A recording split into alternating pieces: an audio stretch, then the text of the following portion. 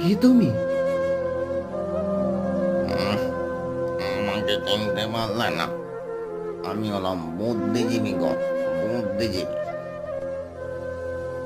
তুমি কোথায় থাকো?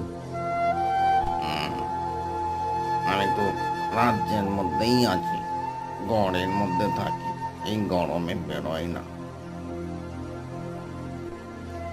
তোমাকে সবাই খুঁজছে, তুমি দেখা দাও না কেন? উম, আমার আবার কোনো দায় দায়িত্ব?